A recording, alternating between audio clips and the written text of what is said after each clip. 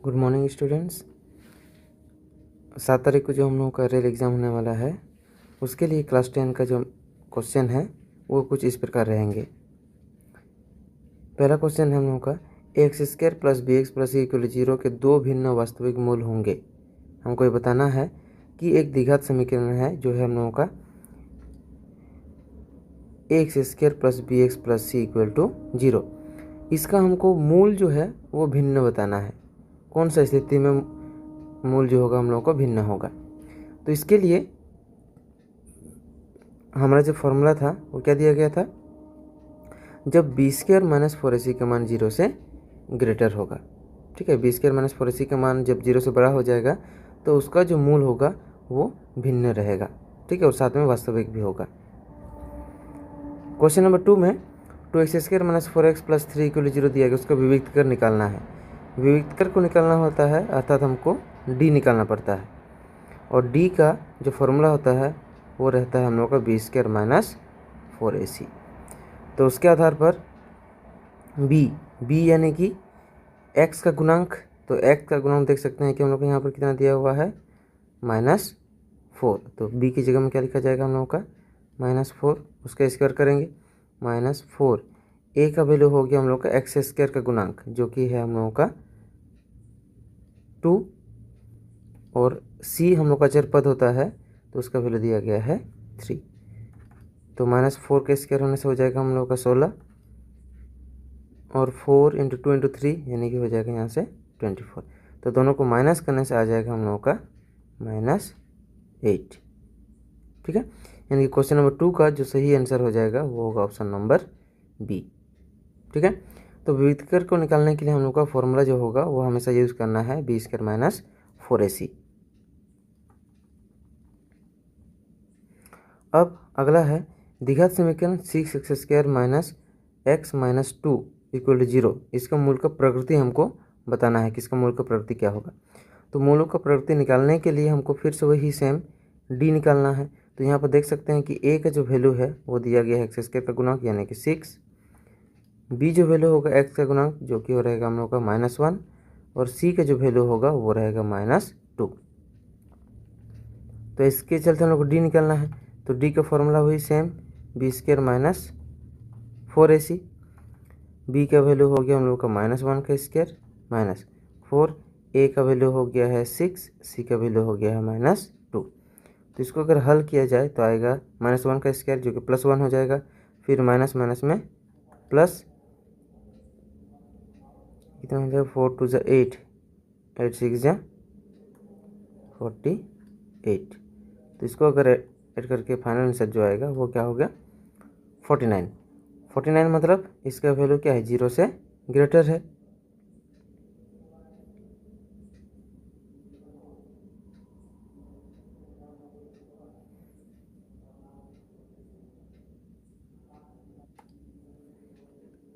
अब ये देखो 0 से ग्रेटर हो चुका है, और जैसे 0 से ग्रेटर हुआ यानी कि 0 से बड़ा हो गया तब उसका आंसर क्या हो जाएगा हम लोग का वास्तविक तथा असमान, यानी कि 3 नंबर का हो जाएगा सही आंसर ऑप्शन नंबर बी। ठीक है,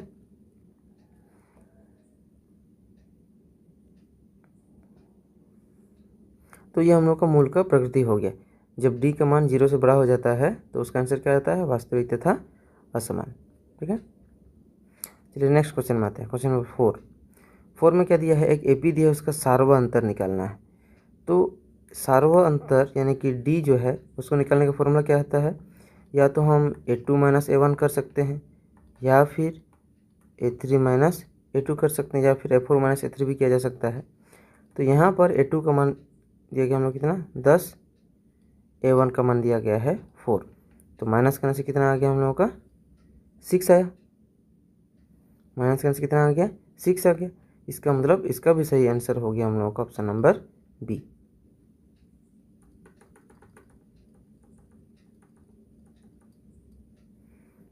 यानी कि हम देख सकते हैं d क्या फॉर्मूला होगा a2 - a1 यानी कि 10 - 4 जो कि आंसर आ गया हम लोग का 6, यानी कि ऑप्शन नंबर बी। सेम उसी प्रकार क्वेश्चन नंबर 5 में भी एक एपी दिया गया है, उसका कौन सा पद बताना है कि 78 है। तो इसके लिए यहाँ जो दिया गया उसको पहले लिख लेते हैं। प्रथम पद दिया गया हम लोग का यहाँ पर 3 है। सार्वा अंतर जो दिया गया है उसको हम लोग कैसे लिख सकते हैं, 8 में से 3 को माइनस कर देते हैं, दूसरा पद से पहला पद को माइनस कर देंगे तो आ जाएगा 5। यहाँ पर अंतिम पद दिया हुआ है जिसको हमको मान के चलना है कि 78 है, तो an को मान लिया हमने कितना है 78। अब जो an का वैल्यू दिया गया है यहाँ से हम लोगों को n निकालना है। an का फॉर्मूला होता है a plus n-1 into D, इसका वैल्यू दिया गया हम लोगों का 78। अब a का वैल्यू पता है हम लोगों के पास कितना है 3 है, n तो हम लोग को निकालना है, d का वैल्यू दे दिया गया है 5 इक्वल टू 78। तो यहाँ से क्या पता चलेगा हम लोगों को, n-1 इंटू 5 को रख देते हैं क्योंकि प्लस वाले को पहले हटाया जा सकता है, तो 78 माइनस 3, तो उसी प्रकार n-1 इक्वल टू हो जाएगा हम लोगों का 75/5। 5 से काटने से कितना मिलेगा हम लोगों को, 5×5 यानी कि 15 मिलेगा। तो उसी प्रकार n इक्वल टू कितना हो जाएगा 15 प्लस 1, ये -1 था तो जगह प्लस हो गया, तो n इक्वल टू वैल्यू निकला 16। ठीक है, तो n का वैल्यू आ गया हम लोग का 16। अब n का वैल्यू जब 16 आ गया तो इसका अर्थ ये रहा कि क्वेश्चन नंबर जो 5 है उसका आंसर हो जाएगा हम लोगों का ऑप्शन नंबर सी। ठीक है, यानी कि 16वां पद हम लोगों का 78 आएगा। अब नेक्स्ट क्वेश्चन नंबर 6, इसमें भी वही सेम है, इसका 10वां पद का मान हमको निकालना है। यानी कि यहाँ पर पहले देख लेते हैं एपी में क्या क्या दिया गया है। एपी दिया गया तो फर्स्ट पद दे दिया है, तो पहला पद हम लोगों का है 2। अब सार्वांतर तो हर बार निकालना पड़ता है, तो सार्वांतर के लिए हम लोग का हो जाएगा 7 माइनस 2, यानी कि दूसरा से पहले का माइनस करेंगे तो आ जाएगा हम लोग के पास 5। 10वां पद का मान हमको निकालना है, तो 10वां पद यानी कि n का जो मान है वो कितना आ गया हम लोगों का 10 आ गया है। यहाँ से an का फॉर्मूला से हम लोग निकालेंगे, तो an का फॉर्मूला हो गया हम लोग के पास a plus n-1 into D. a का वैल्यू दे दिया गया है हम लोग के पास 2 प्लस n का वैल्यू हो गया है हम लोग का 10 माइनस 1, d का वैल्यू हो गया हम लोगों के पास 5। तो कितना हो जाएगा 2 प्लस ये 9 इंटू 5 हो जाएगा, यानी कि 2 प्लस 5 9 जो 45 और 2 जोड़ देंगे तो 47, यानी कि n का वैल्यू 10 डालने के बाद an का वैल्यू हो गया हम लोग का 47, यानी कि 10वां पद जो होगा हम लोगों का 47 आएगा, जो कि है ऑप्शन नंबर ए। ठीक है, जो कि हम लोग का कौन सा है, ऑप्शन नंबर ए है।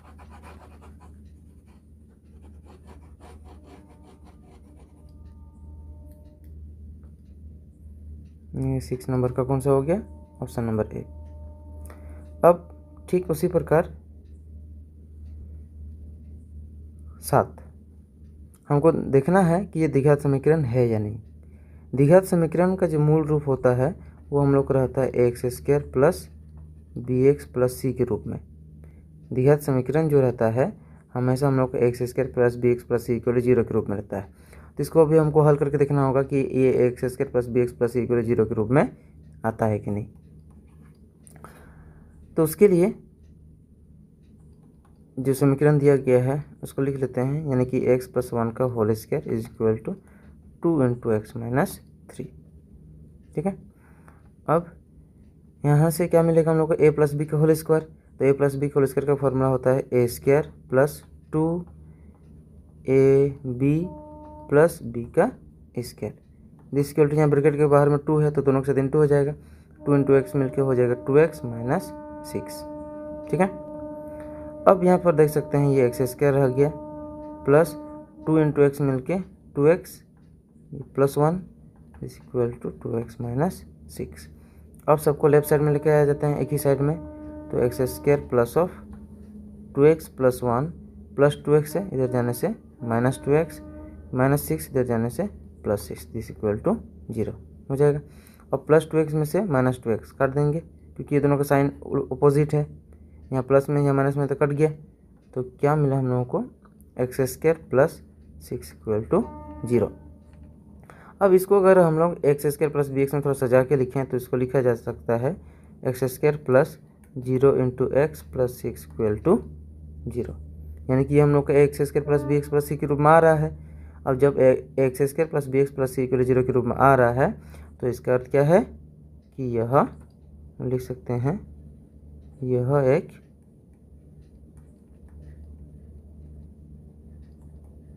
द्विघात समीकरण है। ठीक है, तो इस तरीके से हम लोग जांच कर सकते हैं कि समीकरण जो है वो द्विघात समीकरण है कि नहीं। ठीक है, आप लोग इसका स्क्रीनशॉट ले सकते हैं।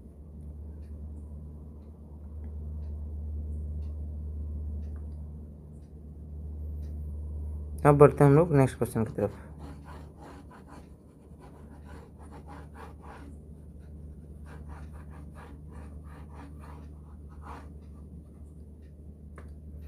अब क्वेश्चन नंबर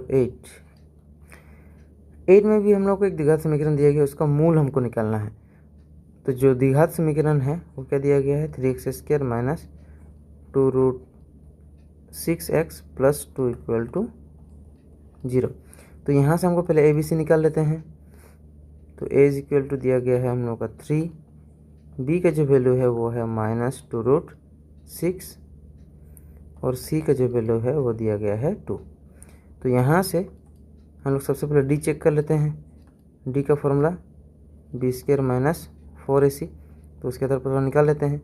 B का वैल्यू हो गया है -2√6 इसका स्क्वायर माइनस 4, A का वैल्यू हो गया है 3, C का वैल्यू हो गया है 2। और जब इसको हल करेंगे तो कितना आएगा, रूट का स्क्वायर करेंगे तो रूट हट जाएगा, यानी 6 आएगा, 2 का स्क्वायर 4, यानी कि 4 6 में 24 माइनस 2 3 में 6, 4 6 में 24।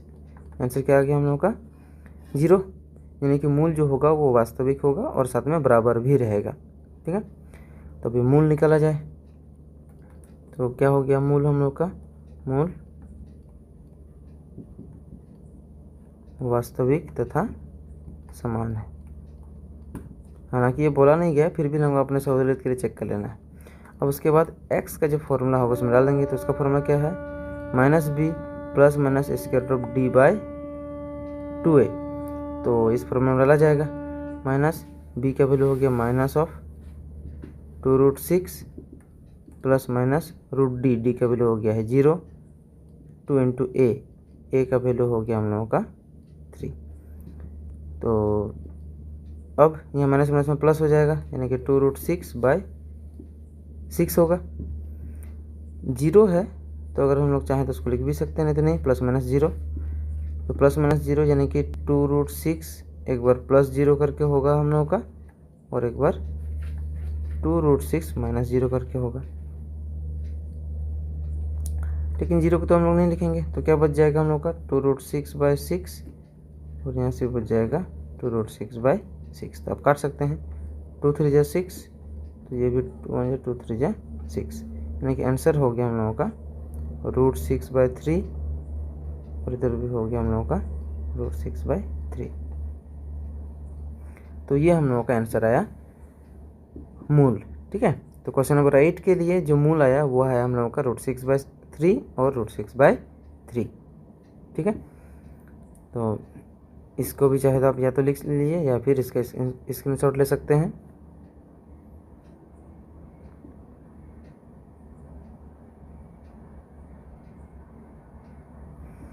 उम्मीद है ले लिए होंगे स्क्रीनशॉट। चलिए अब बढ़ते हैं हमारे अगले क्वेश्चन की तरफ।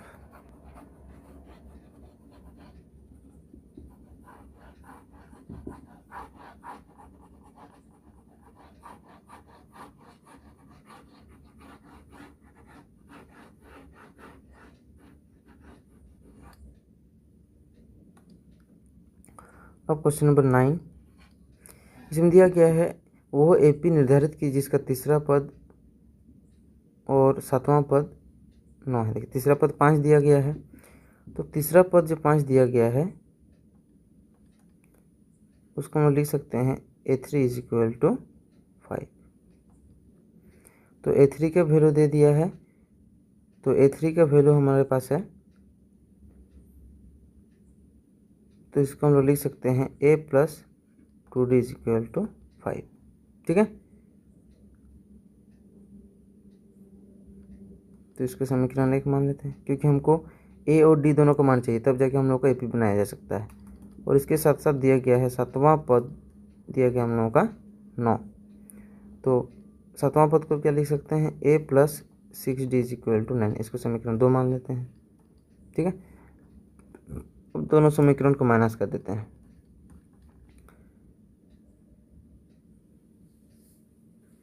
हम समीकरण 2 में से एक को घटा देते हैं। तो घटाने से क्या मिलेगा हम लोगों को, a plus 6d equal to आएगा 9 और इधर आएगा a plus 2d is equal to 5। अब दोनों घटा दीजिए, प्लस है तो माइनस है, ये भी प्लस है तो माइनस हो जाएगा, ये भी माइनस होगा, तो ये ख़त्म। तो कितना होगा, 6 में से 2 गया तो बचेगा हम लोग का 4d, और इधर से 9 में से 5 गया तो बचेगा 4, यानी कि d का आंसर हो जाएगा 4/4 कट के 1, यानी कि d का वैल्यू हो गया हम लोग का 1। अब इस d का मान हम लोग कहीं पर भी समीकरण में डाल देते हैं, या लिख सकते हैं समीकरण 1 से। यहाँ से क्या मिल जाएगा हम लोगों को, a प्लस 2 इंटू डी की जगह में आ गया 1 दिस इक्वल टू 5, तो a प्लस 2 इक्वल टू हो जाएगा 5, तो a इक्वल टू 5 माइनस 2, यानी कि a का मान हो 5 माइनस 2 यानी कि 3 आ जाएगा। तो ए पी जो है वो क्या मिलेगा, अब देख सकते हैं कि डी का वैल्यू यहाँ पर 1 है, डी का वैल्यू यहाँ पर हम लोग का 1 है, इसका मतलब ए पी एक एक करके बढ़ता जाएगा। तो ये हो जाएगा 3, फिर 4, फिर 5, फिर 6, फिर 7, फिर 8, फिर 9, इस तरीके से हम लोग का ए पी बढ़ता रहेगा। ठीक है,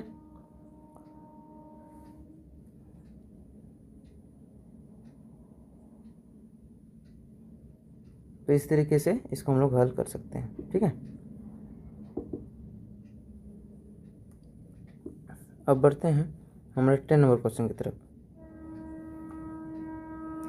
जो 10 नंबर क्वेश्चन दिया गया है उसमें हम लोग को A2 का आंसर दिया गया है। ठीक है, देख सकते हैं यहाँ पर A2 का आंसर दिया गया है, कितना 13 दिया गया है। तो A2 का 13 जो दिया गया है, यानी कि A2 को निकालने वाला फॉर्मूला डालेंगे। तो A2 का फॉर्मूला क्या होता है, A plus d is equal to 13, इसको समीकरण 1 मान लेते हैं। और वहीं पर अंतिम पद दिया गया है, यानी कि चौथा पद, तो इसको हम लोग क्या लिख सकते हैं, A4। A4 का फॉर्मूला हो जाता है, अच्छा इसका वैल्यू तो दिया गया हम लोगों का,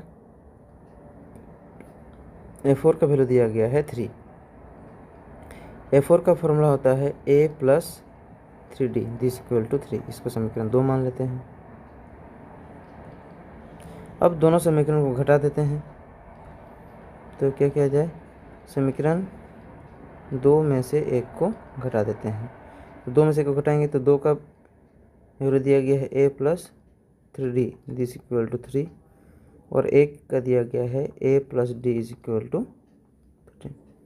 अब घटा देते हैं तो ये भी माइनस होगा, जो प्लस साइन है डी का वो भी माइनस होगा, इधर भी माइनस आ जाएगा, ए कैंसिल, 3d में से डी गया तो बचेगा हम लोग के पास 2d, और इधर 13 में से 3 गया तो बचेगा हम लोग के पास -10। तो d का जो वैल्यू आ गया वो हो गया -10/2, यानी कि आ गया हम लोग का -5। तो ये d का वैल्यू आया।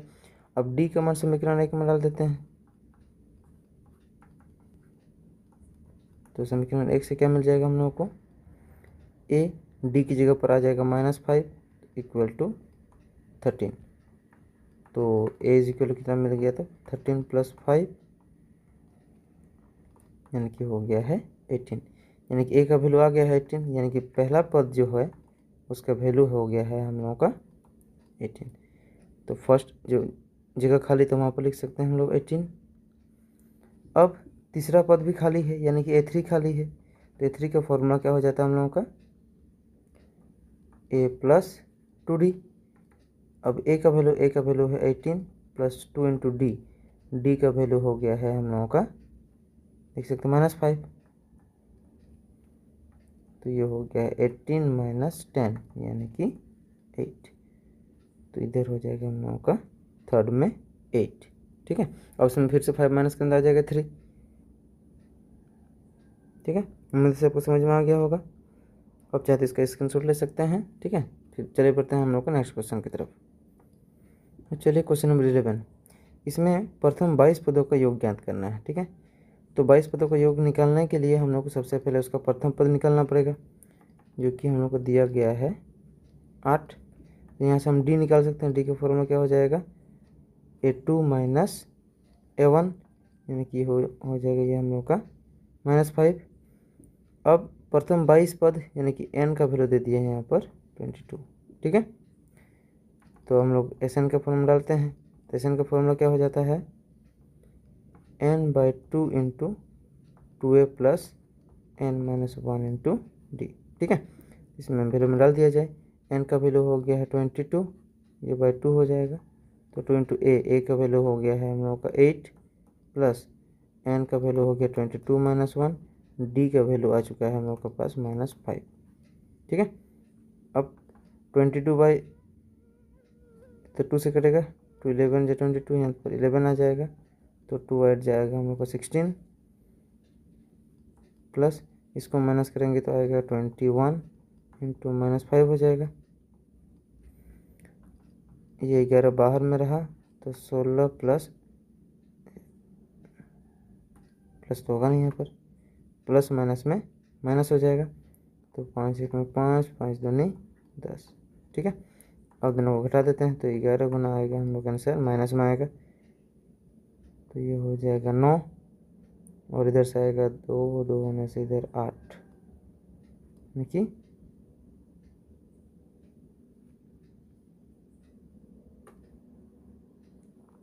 यानी कि आ जाएगा हम लोग का कितना 89। अब यहाँ से इन दोनों को गुना कर सकते हैं हम लोग, तो गुना करने से फाइनल आंसर कितना निकलेगा, प्लस माइनस में माइनस आ जाएगा। तो 11 9 में 99 का 9 बच गया, 11 8 में 88 और उसके साथ 9, यानी कि 97। ठीक है, तो ये हो गया हम लोग का 22 पदों का योगफल। ठीक है,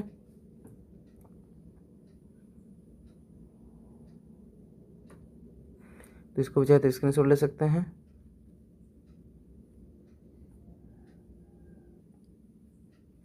अब next question number 12। Question number 12 में बोला गया है, पहले हमको 3x² minus 2x, 3x² minus 2x plus दे दिया है 1/3 दिस इक्वल टू 0, इसका विविध का निकालना है। तो विविध का निकालने के पहले इस समीकरण को थोड़ा सा सुधारना होगा। यहाँ पर बटा में है तो इसको लॉस लेना पड़ेगा हम लोग को 3, तो इधर कितना हो जाएगा, ये हो जाएगा हम लोग के पास 9x² माइनस 6x, ये होगा +1 दिस इक्वल टू 0। अब 3 को उधर लेके जाके 0 से गुना हो जाएगा, तो फाइनल जो समीकरण मिलेगा वो होगा 9x² minus 6x plus 1 equal to 0। तो इसका व्युत्कर हम लोग को निकालना है और साथ में मूल भी निकालना है अगर वो वास्तविक होगा तो। ठीक है, तो वास्तविकता चेक करने के लिए हम लोग को डी निकालना होगा, और डी के लिए ABC चाहिए पहले। तो ए का वैल्यू आया हम लोग का 9, बी का वैल्यू हो गया है -6 और सी का वैल्यू हो गया है 1। तो यहाँ से हम लोग निकालेंगे डी का फॉर्मूला था b² माइनस 4ac। अब b का वैल्यू हो गया है -6 इसका स्क्वायर माइनस 4, a का वैल्यू हो गया है 9, c का वैल्यू हो गया है 1। तो उससे मिल जाएगा -6 का स्क्वायर यानी कि 36 माइनस 4 9 जा 36, तो ये कितना हो गया 0। तो d का मान 0 हो गया है, इसका मतलब मूल निकलेगा। तो हम लोग क्या लिखेंगे, मूल वास्तविक तथा क्या होगा हम लोग का समान आएगा। ठीक है, तो मूल हम लोग का वास्तविक तथा समान है। अब मूल निकालने के लिए हम लोग उसका फॉर्मूला डालेंगे, यानी कि x का फॉर्मूला में, तो उसका फॉर्मूला क्या था हम लोग का -b plus minus square root of d/2a। अब -b का वैल्यू हो गया है हम लोग के पास -6 प्लस माइनस रूट डी का वैल्यू हो गया है 0। तो ये हो जाएगा हम लोग का 2 इंटू ए का वैल्यू कितना है, ए का वैल्यू आ गया है हम लोगों का 9। तो हो जाएगा ये माइनस माइनस में प्लस हो जाएगा, यानी कि 6, ये प्लस माइनस 0 का तो 0 ही रहेगा, 2 9 जा 18।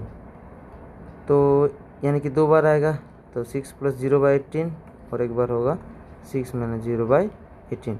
तो इससे आ जाएगा हम लोग का एक बार 6/18, उधर भी आएगा 6/18। इसको काट सकते हैं, 6 1 जा 6, 6 3 जा 18, 6 1 जा 6, 6 3 जा 18। तो फाइनल जो आंसर आया वो हो गया 1/3 एंड 1/3। तो इसको हम लोग मूल के रूप में भी लिख सकते हैं। हालांकि ये हम लोग का एक्स का फाइनल आंसर आ चुका है। तो मूल क्या क्या निकला हम लोग का 1/3 और 1/3। ठीक है, तो ये हम लोगों का आज का यानी कि 7 अगस्त को जो हो रहा है रेल में, ये क्वेश्चन हम लोग के आने वाले हैं। Thank you.